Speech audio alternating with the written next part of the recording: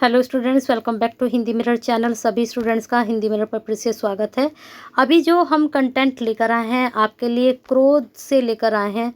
इससे पहले हमने आपको साहित्य जन समूह के हृदय का विकास दिया था और सारांश में इसलिए लेकर आ रही हूँ जिससे आपके सारे निबंध जितने भी हैं कवर अप हो जाएं और आप तक सभी निबंधों के सारांश के थ्रू वह पहुंच जाए कंटेंट जिसकी आपको ज़रूरत है।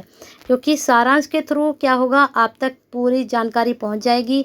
फिर क्वेश्चन आपका कैसे भी किसी भी तरह से बनेगा तो आप उसका आंसर अप्लाई कर सकते हैं।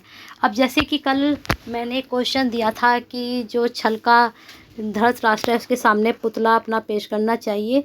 अभी एक स्टूडेंट्स का मैं मैसेज पढ़ रही थी कि मैडम ये कौन सी कहानी से लिया गया है। तो मुझे लगता है स्टूडेंट्स बिल्कुल भी नहीं पढ़े हैं। कई बार बता चुकी हूँ कि यहाँ से हैं ये चीज़ें, थोड़ा सारांश पढ़ लीजिए, उससे सारी चीज़ें आपकी क्लियर हो जाएंगी।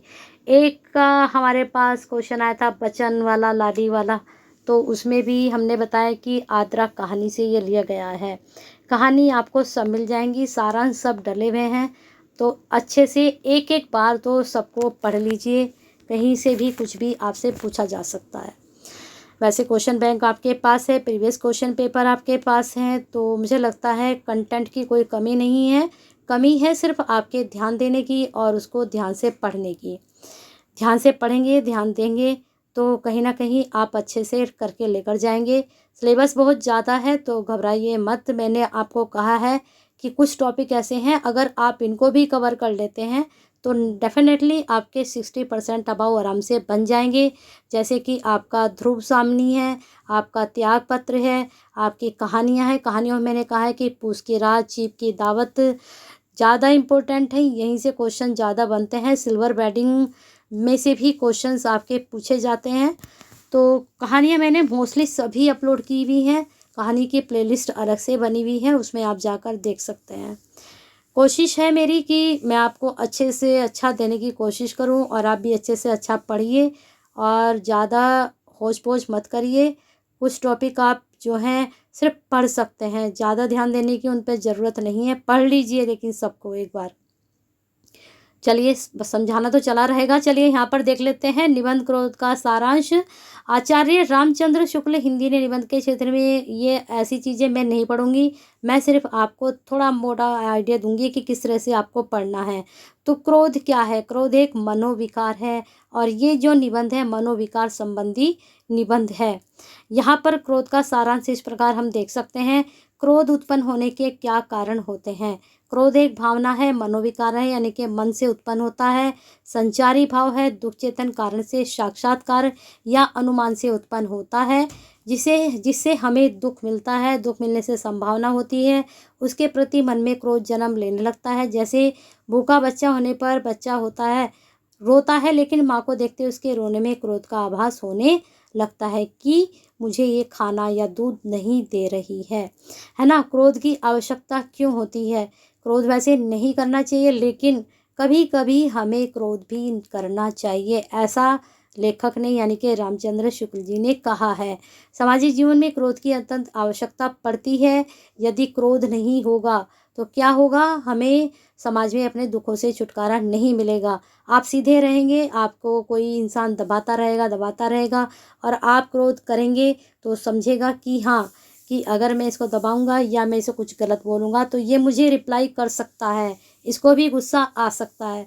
तो आप कहीं ना कहीं कभी कभी क्रोध के द्वारा अपनी रक्षा भी करते हैं, कभी कभी आप क्रोध के कारण अपने आप को दुख भी पहुंचा सकते हैं। यही उन्होंने यहाँ पर बताया है। क्रोध का प्रारंभिक रूप क्या है? क्रोध का प्रारंभिक रूप क्या होता है? प्रतिकार होता है। कभी कभी हम क्रोध किस लिए करते हैं कि हम सामने वाले से अपना बदला लेना चाहते हैं, तो ये बदले की भावना से उत्पन्न होता है। तो कभी कभी उत्पन्न बचने के लिए, दूसरों की भलाई के लिए किया जा रहा है, प्रतिकार ही कहलाता है। भले ही कभी कभी आप दूसरे की रक्षा के लिए क्रोध कर रहे हैं, लेकिन वहाँ भी वह बदले की भावना से ही क्रोध हो रहा है। क्रोध का उद्देश्य, क्रोध का अपना कोई एक उद्देश्य होता है। क्रोध की उग्र चेष्टाएं पीड़ा पहुंचाती हैं और किसका संचार करती हैं? वह भय का संचार करती हैं।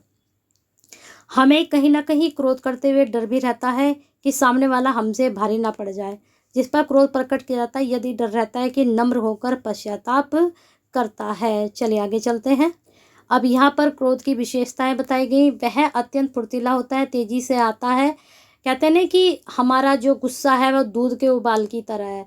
तो ऐसे ही जैसे दूध को उबाल आता है, कभी कभी आपको गुस्सा और आता है, क्रोध आता है, तो वो जल्दी ही शांत भी हो जाता है।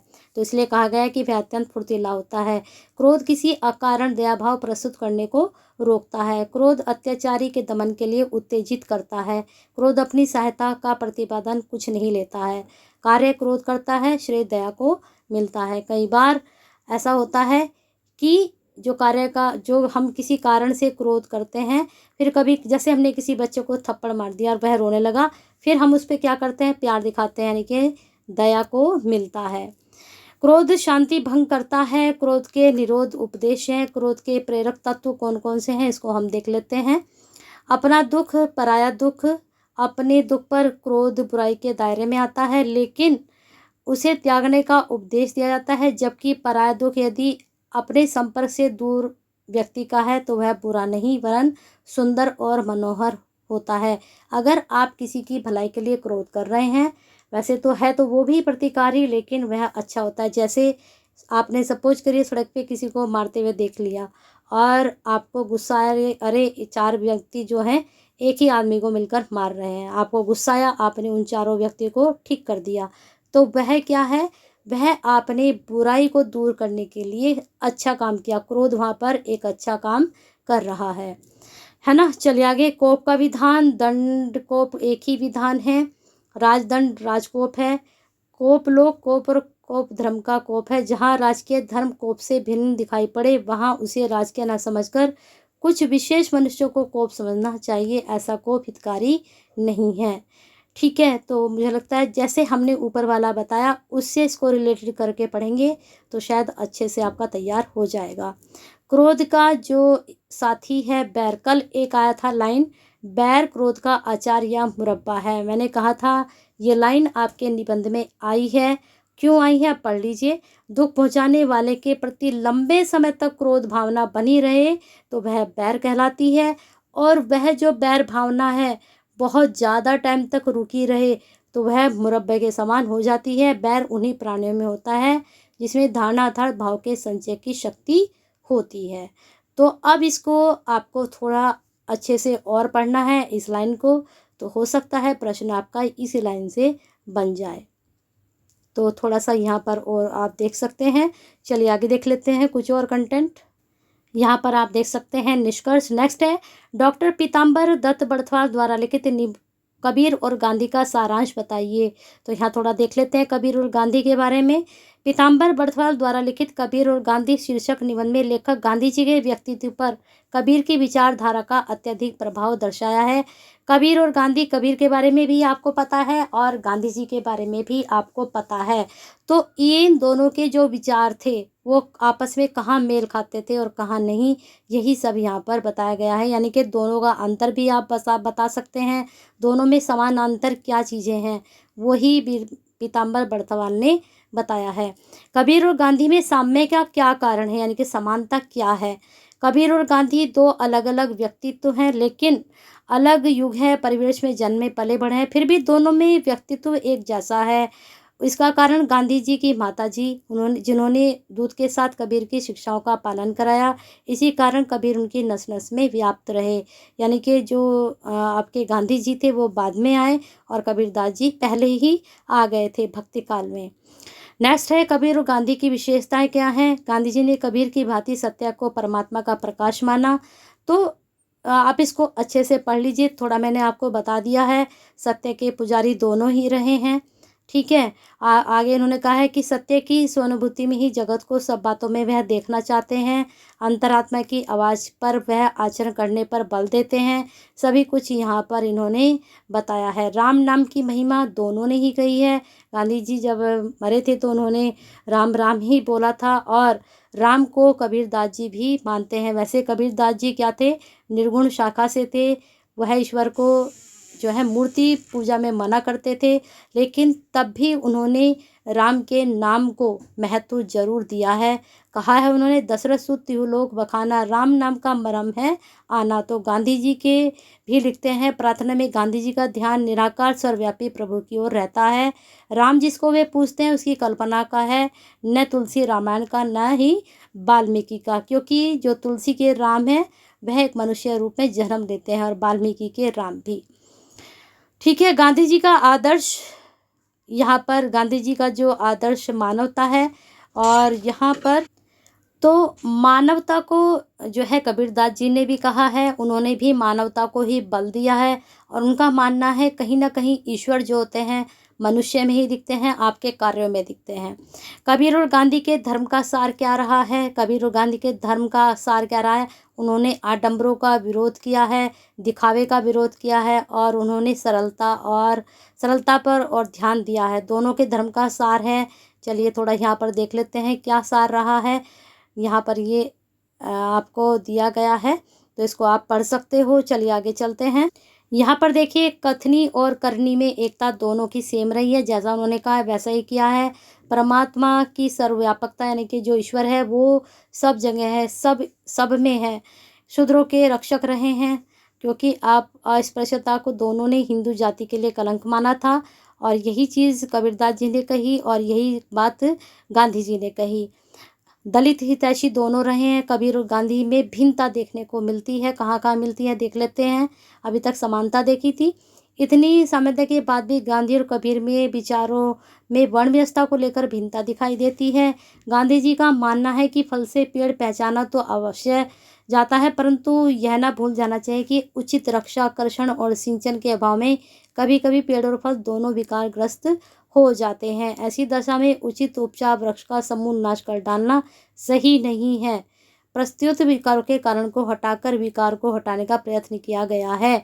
यानी कि उन्होंने कहा है कि अगर आप किसी सिर्फ एक जाति को पूरी एक जाति क्या होती है, एक वृक्ष की तरह होती है, उसमें तरह तरह के फल लगते हैं, ऐसे ही उसमें तरह तरह के मनुष्य होते हैं। तो आप एक मनुष्य के कारण पूरी जाति को नष्ट नहीं कर सकते हैं। ठीक है, तब की परिभाषा दोनों की अलग अलग रही है। कबीर और गांधी ने संसार त्याग कर जंगल में बीचना, उन्होंने कहा है कि संसार के बीच रहकर आप तप कर सकते हैं। वास्तविक तप क्या है? माइक शक्तियाँ स्वयं अपरभित हो जाए, लोक के क्षेत्र बनाकर चलने वाला जो तपस्वी होता है वही सबसे बड़ा तपस्वी होता है। आध्यात्मिक भावना का प्रयोग किया है। अहिंसा पर दोनों ने बल दिया है। ये आपको पता ही होगा कि दोनों ने ही अहिंसा को माना था और हिंसा का विरोध किया था। नेक्स्ट देख लीजिए, नेक्स्ट उनकी लोक भावना दोनों की रही है। स्वावलंबी बनने की शिक्षा दोनों ने दी है। स्वावलंबी बनने की शिक्षा क्या होती है? जिसमें कि आप खुद से कोई काम करें। जैसे कि कबीरदास जी जो है कपड़ा बुनते थे, अपने हाथों से ही वो कपड़ा बुनकर पहनते थे और उसको जो है बेचते भी थे। बेचना मतलब उसको सप्लाई भी करते थे। उस वक्त जीविकोपार्जन के लिए कोई धंधा किए बिना ईश्वर को नहीं पाया जा सकता। गांधी जी ने भी चरखा चलाया, उन्होंने भी घर घर औद्योगिक क्रांति का संचार किया। ठीक है, तो बुनकर कबीरदास जी भी थे और जो बुनकर थे गांधी जी भी थे। ये तो बुनते थे कपड़ा, ये सिर्फ चरखा सूत काटते थे, है ना। चलिए, कबीर और गांधी सच्चे महापुरुष हैं, निष्कर्ष यहाँ पर आपके सामने रहा। आगे है प्रसिद्ध ललित निबंधकार आचार्य हजारी प्रसाद द्वारा लिखित निबंध आम फिर बोरा गए का सारांश। इसके लिए मिलते हैं नेक्स्ट वीडियो में। थोड़ा आपको दिखाई दे रहा होगा, इसका आप स्क्रीनशॉट ले लीजिए और नेक्स्ट वीडियो में जल्दी ही इसको भी आपको एक्सप्लेनेशन कर देंगे। तो बने रहना है सब्सक्राइब, लाइक के साथ और शेयर के साथ और कमेंट के साथ।